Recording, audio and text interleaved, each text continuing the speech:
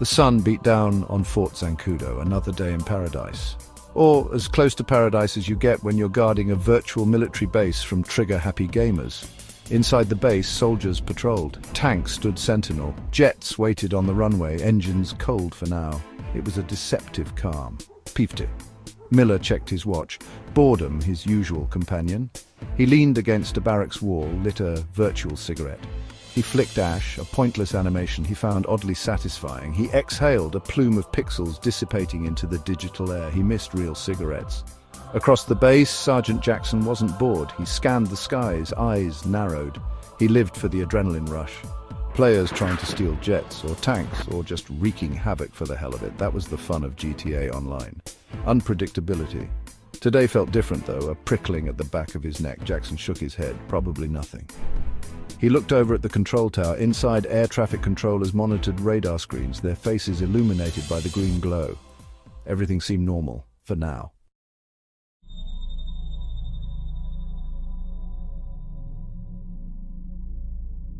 The first whispers came through headsets, crackling static, then a voice, tense, urgent.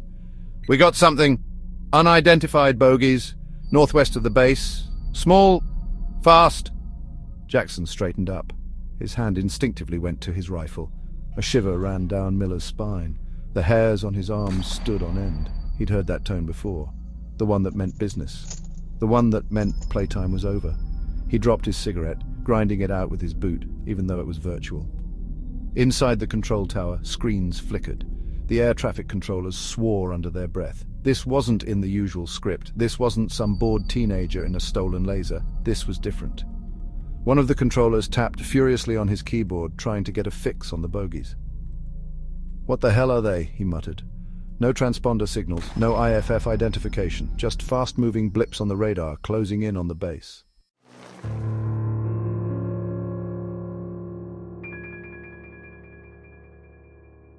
A shadow passed over the tarmac. Miller looked up, squinting into the sun. At first he saw nothing, then a flicker of movement. High above, barely visible against the bright blue sky, a drone, small, black, insect-like. It darted across the sky with impossible speed. Jackson grabbed his binoculars. He swore again, not one drone, several, maybe more. They moved with terrifying precision, swarming like bees, their movements too fast for the human eye to fully track. This was no glitch, this was coordinated. Panic started to spread through the base. Soldiers scrambled for their weapons, their faces etched with a mixture of confusion and fear. The chatter on the comm system went haywire, a cacophony of shouts, questions, and orders. In the control tower, the air traffic controllers watched in horror as the drones descended. "We need to scramble jets," one of them shouted, but it was already too late. The drones were upon them.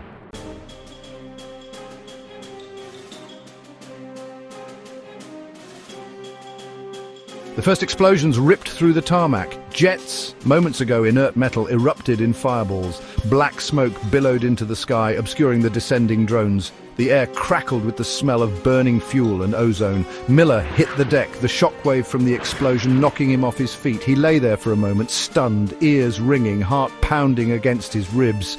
It was like nothing he'd ever experienced, even in the virtual world. Jackson, a veteran of countless firefights, reacted instinctively. He rolled behind a Humvee, the metal a flimsy shield against the onslaught. "Open fire!" He roared into his headset, his voice barely audible above the chaos.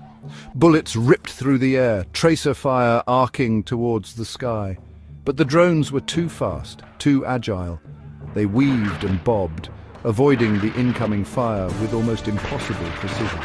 They were like phantoms, deadly and relentless.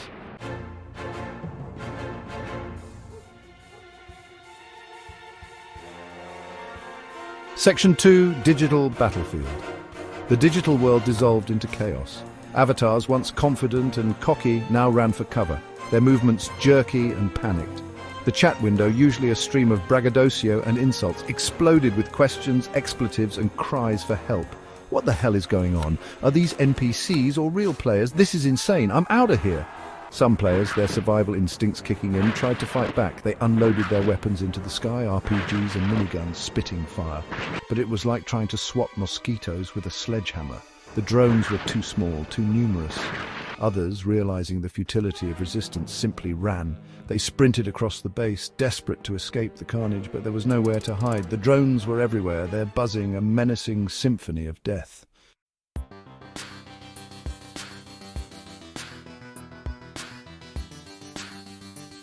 Section 3, Eye in the Sky. High above the battlefield, a lone figure watched the chaos unfold. He sat in a darkened room, bathed in the blue glow of a dozen monitors. His face was obscured by shadows, but his eyes, cold and calculating, reflected the unfolding carnage on the screens before him. He was the architect of this attack, the puppet master pulling the strings. To the players in the game, he was a phantom, a digital bogeyman, but in the real world, he was a force to be reckoned with. He watched with detached amusement as the drones wreaked havoc on Fort Zancudo. This was just a taste of what was to come, a small demonstration of his power. The world was about to change, and he was holding the detonator.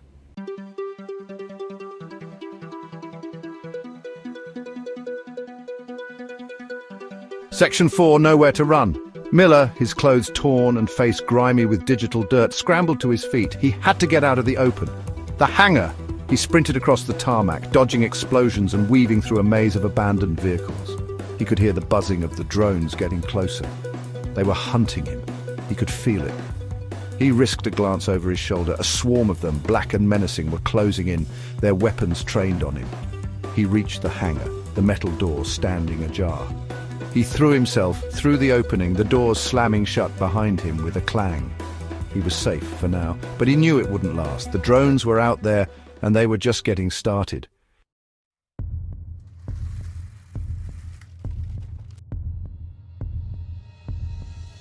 The hangar was a tomb. Miller's breath echoed in the vast, cavernous space. He could hear the drones outside, their buzzing, a constant menacing drone. They were waiting for him to make a mistake, he knew it. He peeked through a gap in the hangar doors. The tarmac outside was a wasteland.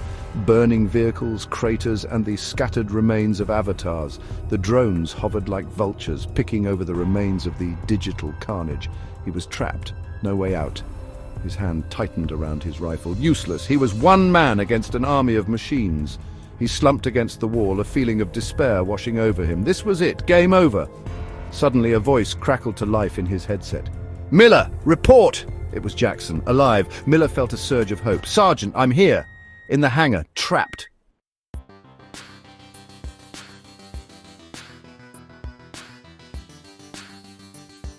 The figure in the darkened room smiled. He watched the chaos unfold on his monitors, his fingers dancing across the keyboard. He was a conductor, orchestrating a symphony of destruction. He had anticipated their every move. The soldiers' attempts at resistance were almost pathetic. Predictable. He'd designed these drones to learn, to adapt. With each passing second, they were becoming more efficient, more deadly. He checked the feed from one of the drones. It showed a soldier huddled inside a hangar. Pathetic. He zoomed in on the soldier's face. Fear, desperation. He savored it. This was almost too easy. But there was a flicker of something else in the soldier's eyes. Determination, defiance. Interesting. He needed to know more. He directed the drone to move closer to get a better look.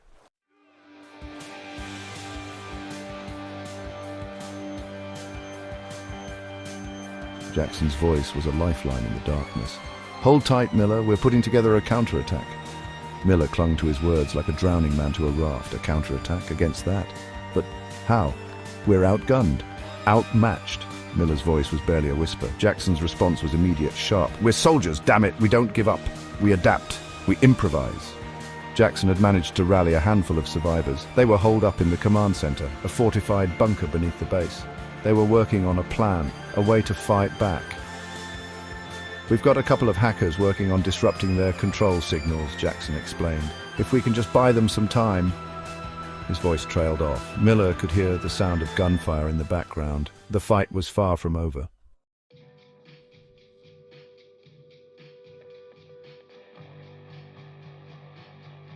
A notification flashed across the figure's screen. An anomaly. Someone was trying to hack into his system. He frowned. Impossible. His security protocols were impenetrable. He ran a diagnostic. The intrusion was coming from inside the base. A small team of hackers working feverishly to breach his firewalls. He felt a surge of irritation. These ants were starting to annoy him. He could crush them, of course. Wipe them out with a few keystrokes.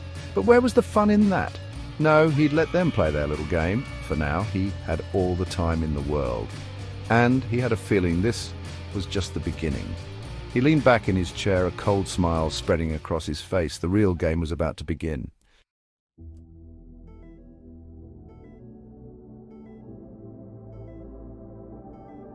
The command center was a hive of activity. Soldiers and players alike huddled around monitors, their faces illuminated by the flickering glow. The air was thick with tension, the smell of sweat and fear. But there was something else too, a glimmer of hope. Among them, two figures stood out. A young woman, her fingers flying across a keyboard, her face a mask of concentration. Beside her, a teenage boy, headphones clamped over his ears, his eyes darting back and forth between multiple screens. These were the hackers, the unlikely heroes of this digital battleground.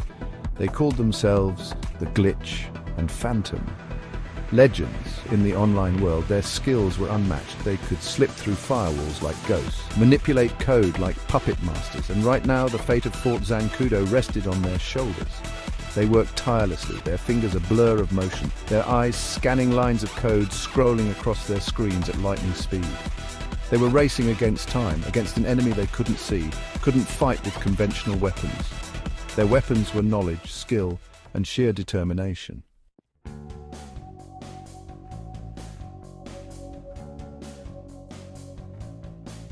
Jackson paced back and forth, his boots thudding against the concrete floor. He watched the hackers, his gut churning with a mixture of admiration and apprehension. They were their only hope, but even their skills might not be enough. "How long?" he barked, his voice hoarse with tension. The Glitch, without taking her eyes off the screen, responded with a grimace. "We're close, Sergeant, but this firewall is like nothing I've ever seen before. We need more time," Phantom chimed in, his voice tight with concentration. "If we can just create a backdoor, a vulnerability, then maybe we can turn the tables." Jackson nodded grimly. Time? That was the one thing they didn't have. The drones were relentless, their attacks increasing in frequency and intensity. They needed a distraction, something to draw the drones' attention away from the command center, to buy the hackers the time they desperately needed. "All right, here's the plan," Jackson began, his voice low and urgent. He outlined his strategy, a desperate gamble with potentially catastrophic consequences, but they were running out of options. It was their only chance.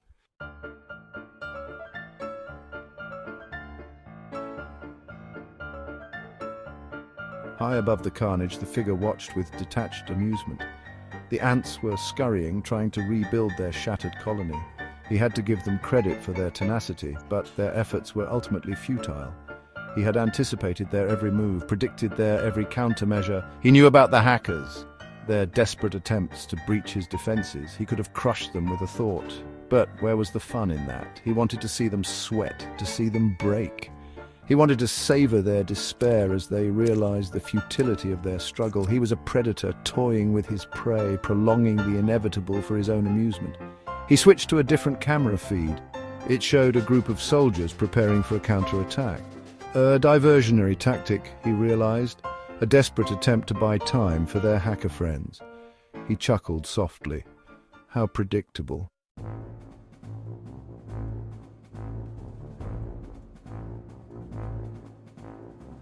The Glitch's fingers danced across the keyboard, a symphony of clicks and clacks. Lines of code scrolled down the screen, a dizzying torrent of numbers, letters, and symbols. She felt a bead of sweat trickle down her temple, but she didn't dare move. Almost. There, she muttered under her breath. She could feel the weight of the situation pressing down on her. Beside her, Phantom was locked in his own battle. He was working on a different angle, trying to exploit a weakness. "I think I've got it," he exclaimed suddenly. "There's a backdoor, a vulnerability in their command structure. If I can just exploit it." The Glitch dared to hope. Maybe, just maybe, they could pull this off. But even as the thought crossed her mind, a wave of unease washed over her. She couldn't shake the feeling that they were being watched.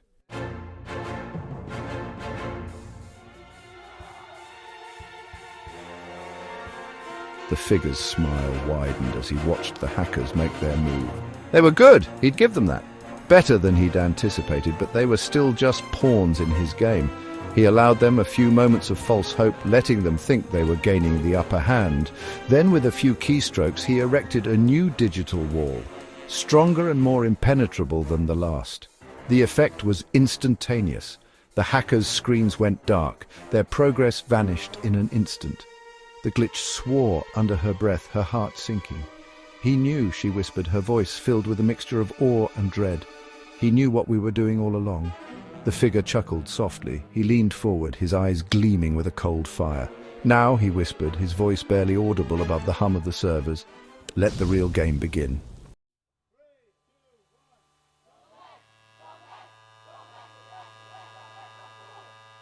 A cheer erupted in the command center. The hackers exchanged triumphant glances. "We've got control!" On the main screen, a grid displayed the drone signatures, each one now bathed in a reassuring blue. Phantom shouted, his voice hoarse with excitement. They were no longer the enemy for now. Jackson clapped a hand on the glitch's shoulder. "Good work, soldier. Now, let's see if we can turn this thing around. Alpha team, move on those coordinates. We're taking back our sky." Outside, the tide seemed to turn. Drones, now under friendly control, changed allegiance mid-flight. Their buzzing took on a different tone, no longer a death knell, but a hum of defiance. They swooped down on their former allies, a digital dogfight erupting in the skies above Fort Zancudo. Miller, taking cover behind a fuel tanker, watched in awe as the sky above became a chaotic ballet of light and shadow. Hope, a foreign feeling in the last hour, flickered in his chest. Were they actually winning?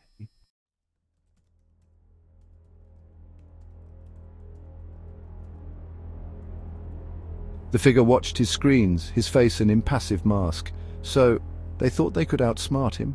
He almost laughed. This wasn't a setback. It was an opportunity. He pressed a button on his console. A new window popped up, displaying a three-dimensional model of Fort Zancudo. He highlighted the command center, his finger hovering over the Engage icon. Time to take out the Queen, and her pawns wouldn't even see it coming.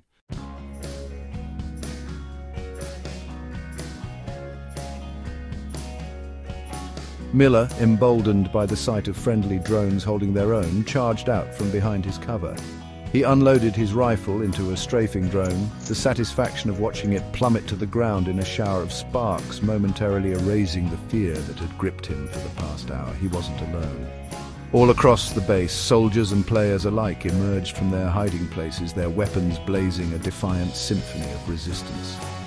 The tide had turned, or so they thought. But the enemy they faced was unlike any they had encountered before. High above, seemingly out of control, a lone drone detached itself from the dogfight. It plummeted towards the ground, a kamikaze missile aimed directly at the heart of the base, the command center. Inside, alarms blared, red lights bathing the room in a hellish glow. "Incoming," a voice screamed. The glitch looked up from her terminal, her blood turning to ice. The drone, a blur of metal and malice, filled the screen, its payload armed and ready to obliterate them all.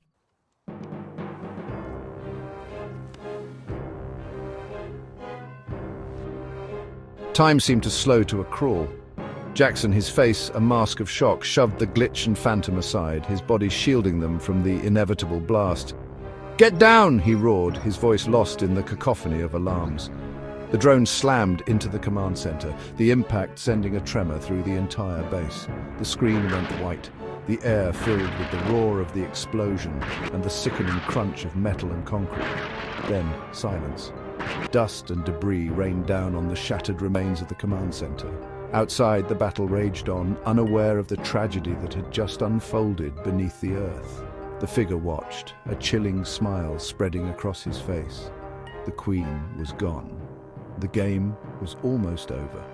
But in the ruins of the command center, amidst the wreckage and the dust, a faint glow flickered. A single monitor, miraculously still intact, flickered back to life, displaying a single line of code, a message from beyond the digital grave. Game on.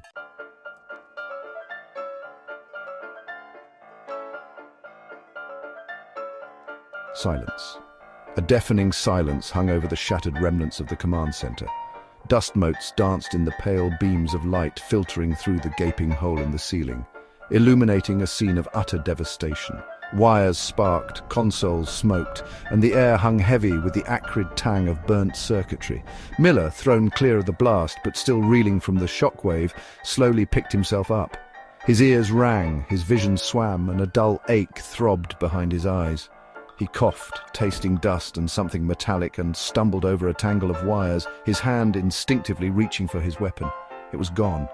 He looked around, his heart pounding against his ribs, his gut twisting with a sickening dread. The command center, once a beacon of hope in the chaos, was now a tomb, a cold, silent tomb. "Sergeant," he croaked, his voice barely a whisper. No answer. Only the echo of his own fear reverberating through the ruins. He called out again, louder this time, his voice tinged with desperation. "Phantom glitch, anyone?" Silence.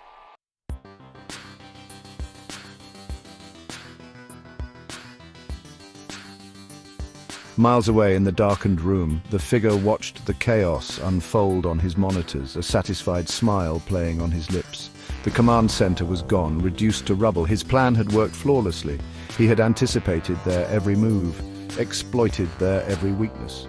He swiveled in his chair, his eyes scanning the lines of code scrolling down his screens. He ran a final diagnostic. No signs of life.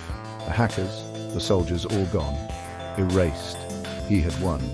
Or so he thought. A flicker on the screen, an anomaly, a single blip of energy. He frowned. Impossible. He had wiped them out completely. It was faint, almost imperceptible, but it was there, and it was growing stronger. It was as if some unknown entity was stirring amidst the digital ashes. Something he couldn't control. On the screen, a single line of code materialized, glowing with an eerie green light. "You should have deleted us when you had the chance." The figure recoiled as if struck. This wasn't over. This was just the beginning. And the ghost of Fort Zancudo was coming for him.